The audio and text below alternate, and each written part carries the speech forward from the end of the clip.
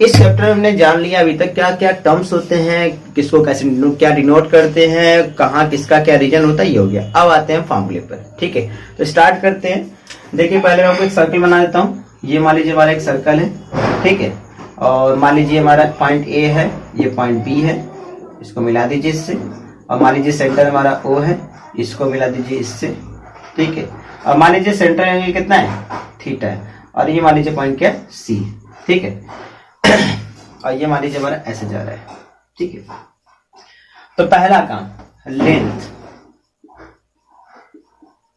Of minor arc, length निकालेंगे minor arc का। तो माइनर आर्क हमारा क्या है, ए सी बी है ना, minor arc A C B, ठीक है। तो ये नाम आप दे सकते हैं, कोई दिक्कत ऐसा नहीं। इक्वल टू कितना होता है, तो ये होता है 2 पाई आर थीटा अपॉन क्या 360, ठीक है, पहला।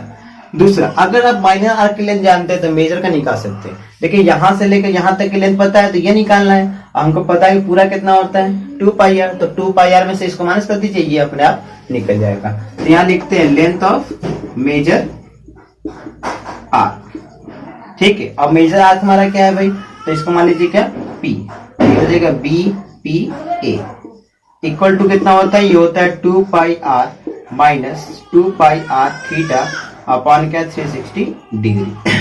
ये डिग्री में होता है, ध्यान रखिएगा, ठीक है। तो आप बहुत ही आराम से मेजर वाले आर का भी क्या कर सकते हैं, निकाल सकते हैं कितना उसका लेंथ होगा। तो ये हमारा हो गया आर के बारे में, माइनर आर्क मेजर आर्क, ठीक है। तो दो हमारे हैं, एक माइनर आर्क और दूसरा क्या है मेजर आर्क। अब नेक्स्ट देखिए, मैं इसको मिटा दे रहा हूं। नेक्स्ट हमारा क्या है, एरिया ऑफ सेक्टर, ठीक है। तो सेक्टर का एरिया, अब कौन सा सेक्टर का एरिया, बात ये है। तो सेक्टर देखिए दो है, पहले सेक्टर को डिनोट कर लीजिए, क्या है ओ ए सी ए ओ। तो पहला हम कौन सा निकालने, एरिया ऑफ माइनर सेक्टर। तो एरिया ऑफ माइनर सेक्टर क्या होता है, तो माइनर सेक्टर हमारा कौन सा, पहले नाम लिखना पड़ेगा आपको। तो माइनर सेक्टर कौन सा है हमारा, ओ बी सी ए ओ, और ये कितना होता है, ये होता है pi R square theta upon क्या 360 डिग्री। ये होता है minus area of minor sector. अब निकालना आपको एरिया ऑफ मेजर सेक्टर। तो इसका देखिए भाई डायरेक्ट फॉर्मूला होता है, ठीक है। टोटल एरिया कितना होता है सर्कल का, पाई आर स्क्वायर, है ना। हमको यहां तक का एरिया पता है पूरा, ये निकालना है। तो क्या करिए, सर्कल के एरिया में से माइनस कर दीजिए इसके एरिया को, आपका क्या निकल जाएगा, किसका एरिया, मेजर सेक्टर का एरिया, ठीक है। चलिए आगे हम देखते हैं कुछ और टर्म्स के बारे में। सेक्टर हो गया, आर्क हो गया, अब आते हैं सेगमेंट पे, ठीक है। सेगमेंट ऑफ अ सर्कल ना, तो देखिए सेगमेंट ऑफ अ सर्कल। अब सेगमेंट में आपको मैंने दो बताया था, एक मेजर दूसरा माइनर। तो मेजर सेगमेंट कौन सा है आपका, ये वाला, सॉरी माइनर कौन सा है, ये वाला, आपको दिख रहा होगा। तो इसकी लेंथ कितनी होती है ये आपको निकालना है। तो लिख देते हैं एरिया ऑफ माइनर, इसे पूरा लिख लीजिए आप, एरिया ऑफ माइनर सेगमेंट। ये हमारा कितना होता है, तो ये होता है pi R square theta upon 360 degree minus 1/2 R square sine theta, ठीक है। तो ये हमारा क्या है, माइनर सेगमेंट का मतलब कि एरिया है, area of minor segment of circle. अगर आपको मेजर का निकालना है, मेजर सेगमेंट का, तो कुछ नहीं करिएगा, एरिया ऑफ मेजर सेगमेंट लिख लीजिएगा।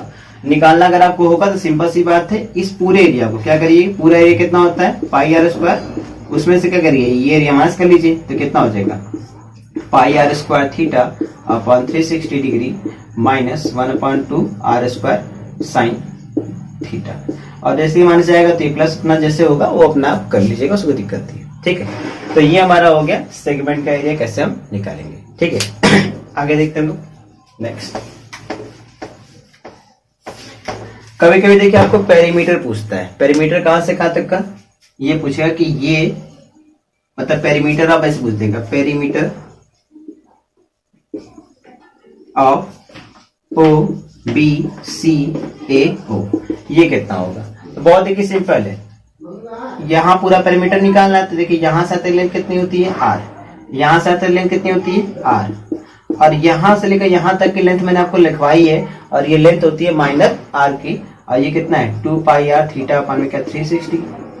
अगर ऊपर पूछेगा तो कोई दिक्कत नहीं, आप ऊपर का कर दीजिएगा भाई, मेजर r का भी तो आप निकाल सकते हैं कितना लेंथ होगा। तो ये r प्लस r कितना होगा 2r प्लस 2 पाई r थीटा अपान क्या 360 डिग्री।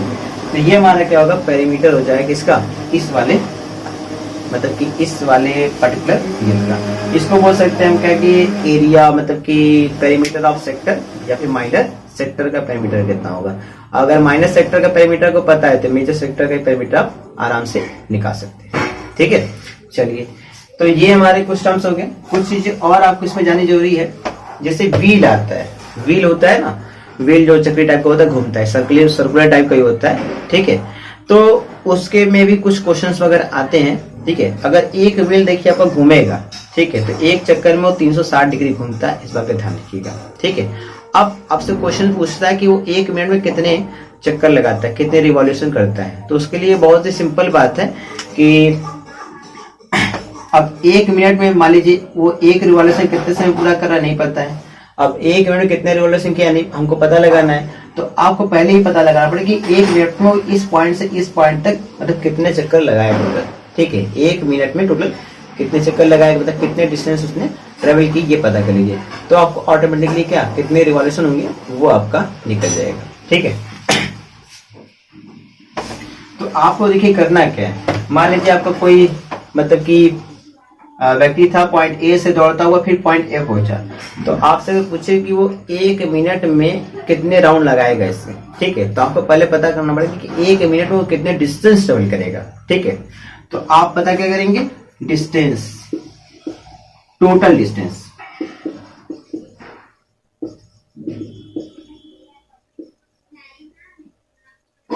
ठीक है, अब टोटल डिस्टेंस मतलब कि उसने कुल कितना डिस्टेंस ट्रेवल किया। मान लीजिए पूरा राउंड टेबल जो है 1 किलोमीटर का है। ठीक है, तो 1 मिनट में उसने क्या किलोमीटर दौड़ा, तो अगर 2 राउंड किया होगा 2 किलोमीटर, 4 राउंड किया होगा तो 4 किलोमीटर, क्योंकि पूरा जो राउंड वाला फिगर है वो 1 किलोमीटर का है ही। तो जितना चक्कर लगाएगा उतने उसके क्या किलोमीटर बढ़ते चले जाएंगे। ठीक है, तो अब उसने कितना किया मुझे नहीं पता है, मुझे पता करना है। तो मान लेंगे टोटल डिस्टेंस कितना है उसका ये, और अपान में क्या कर दीजिएगा सर्कमफ्रेंस।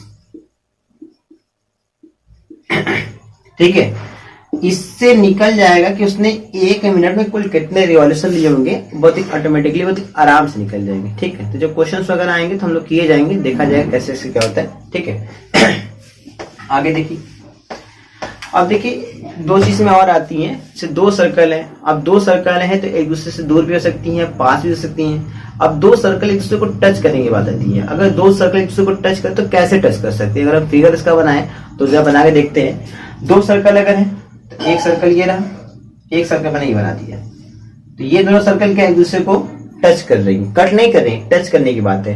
तो ये टच एक्सटर्नली कर रही है, बाहर से, अंदर से नहीं कर रही है। और एक सर्कल मैंने ऐसे बना दिया ये, अब इसके अंदर मैं ऐसे बना दूं। ठीक, ये तो इसका सेंटर, इस बड़े वाले सर्कल का सेंटर ये मान लेते हैं ओ, और छोटे वाले सर्कल का सेंटर मान लेते हैं ये ओ डैश। ठीक है, अब देखिए ये दोनों फिगर की खासियत क्या है कि जो पहला फिगर है उसमें दोनों सर्कल एक दूसरे को एक्सटर्नली टच कर रहे हैं, मतलब बाहर से, और छोटा वाले फिगर की खासियत ये है कि दोनों सर्कल एक दूसरे को इंटरनली टच कर रहे हैं, मतलब अंदर से। ठीक है, हमें पता करना है कि दोनों के बीच का डिस्टेंस कितना होगा, मतलब दोनों के सेंटर के बीच का डिस्टेंस कितना होगा। मतलब कुल मिला के बात यह है कि अगर 2 सर्कल एक दूसरे को एक्सटर्नली टच करते हैं, मतलब बाहर से टच अगर करते हैं, तो उनके सेंटर के बीच का डिस्टेंस क्या होगा। ठीक है, तो देखिए ये टच किया उन्होंने एक्सटर्नली, ये मान लीजिए ओ और ये ओ डैश। ओ से जब इस पॉइंट को मिला लेंगे, मान लीजिए पॉइंट हमारा ए है ना, तो ओ ए क्या होगा, इस सर्कल रेडियस मान लेते हैं R1, और ओ डैश ए क्या होगा, इस वाले सर्कल रेडियस मान लेते हैं R2। अब ओ डैश अगर निकालना होगा तो इन दोनों को ऐड कर दें हम लोग, है कि नहीं। तो ओ डैश क्या होगा, R1 प्लस R2 होगा, और ओ डैश है क्या, दोनों सर्कल के सेंटर का डिस्टेंस, और किसके इक्वल है, दोनों के रेडियस के सम के इक्वल है। तो यहां से हमें ये पता चलता है कि अगर 2 सर्कल एक दूसरे को क्या करते हैं, एक्सटर्नली अगर टच करते हैं, अगर एक्सटर्नली टच करते हैं तो उनके सेंटर के बीच का जो डिस्टेंस होता है वो उनके रेडियस के सम के क्या होता है, इक्वल होता है। ठीक है, ये आप ध्यान रखिएगा। नेक्स्ट, अगर हमें निकालना है इन दोनों के सेंटर के बीच का डिस्टेंस, देखिए भाई अगर ये सेंटर है तो यहां से लेकर यहां तक रेडियस होगा मान लेते हैं R1 बड़े वाले सर्कल का, और अगर ये सेंटर क्या है छोटे वाले सर्कल का, तो यहां से लेकर यहां तक डिस्टेंस होगा किसके बीच, मतलब कि रेडियस होगा किसका, छोटे वाले सर्कल का, यहां से यहां तक, और ये यहां से यहां तक। ठीक, हमें निकालना है यहां से यहां तक, तो पूरे में से क्या करें, इतना माइनस कर दे, है ना। तो इस कंडीशन में ओ डैश कितना आएगा, पूरा कितना है R1 और ये कितना है R2, R1 में से क्या करते हैं R2 माइनस कर दिए, और R1 क्या है बड़े वाले सर्कल रेडियस, और R2 क्या है छोटे वाले सर्कल का रेडियस। तो यहां से ये पता चलता है कि अगर दो सर्कल एक दूसरे को इंटरनली टच करते हैं तो उनके सेंटर के बीच का जो डिस्टेंस होगा वो उनके रेडियस के डिफरेंस के क्या इक्वल होगा। और डिफरेंस निकालते हैं क्या है, बड़े में से छोटा माइनस करके निकालते हैं, कभी छोटे में से बड़ा माइनस करके नहीं निकाल सकते। इस बात का आप ध्यान रखिएगा, ठीक है। तो ये हमारे क्या है कुछ टर्म्स है, और मैंने आपको फॉर्मूले वगैरह लिखा दिए। अब नेक्स्ट वाले वीडियो में क्या करेंगे हम, इसके आगे क्वेश्चंस वगैरह जो भी एनसीईआरटी के वो सॉल्व करेंगे, क्योंकि मैंने मैक्सिमम जितने फॉर्मूले वगैरह थे सब बता दिए। हाँ, कुछ फॉर्मूले अगर छूटे होंगे तो बीच बीच में आपको मैं बताता रहूंगा, जहां जिसका जैसा यूज आएगा, ठीक है। तो हम लोग मिलते हैं नेक्स्ट।